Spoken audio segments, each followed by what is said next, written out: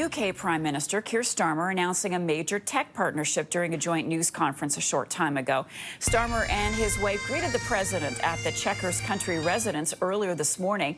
This followed a day of pageantry with King Charles and other members of the royal family at Windsor Castle.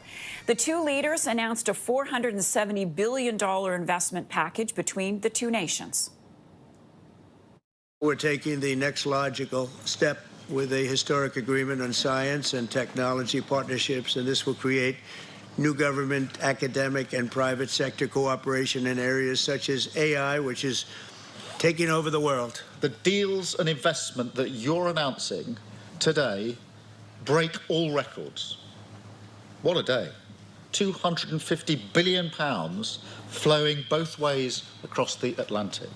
It is the biggest investment package of its kind in British history by a country mile.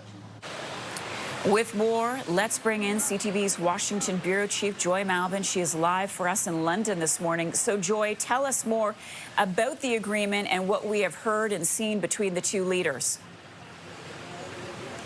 Oh, well, it seems that royal charm offensive is working. Donald Trump seems quite pleased. He's relaxed, smiling, looking a little tired, probably after that lavish banquet. And all of that after Donald Trump said it's the highest honor he's ever received from the royals. It's just music to the Prime Minister, Keir Starmer's ears.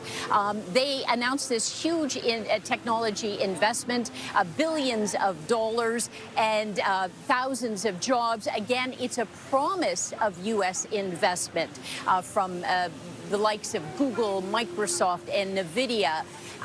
Donald Trump also announced nuclear power, a deal on nuclear power. Now, there are some trickier issues ahead. They'll likely talk about tariffs on steel and whiskey and salmon that the UK still faces. That's likely behind closed doors. But right now, it's all about business deals after all the royal pomp and ceremony from yesterday. Yeah, it was pretty lavish indeed. So when does Trump then return to Washington? And can he say that this trip overseas was a success, Joy? Well, certainly the White House is already beaming that, you know, look at the business deals, look at the reception, look at the front pages and certainly in some American newscasts, they're praising the strengthening of the UK-U.S. bond.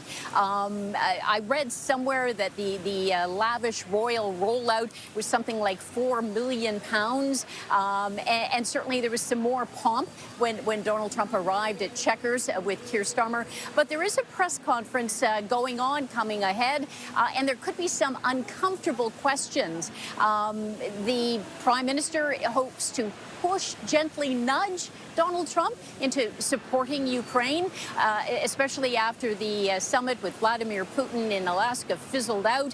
Donald Trump seems to have been flip-flopping yet again, suggesting that Ukraine's President Zelensky should be the one to be pushing for a peace deal. There's the issue of Gaza again. The UK, after Trump departs in the coming days, will announce support for a Palestinian state. And of course, there could be that very uncomfortable question about convicted sex offender Jeffrey Epstein by the British press. So there's still some tricky parts ahead, but so far so good in terms of the politics. All right, Joy Malbon, thank you so much for that. Joy reporting live for us from London. We'll check in with you later this morning.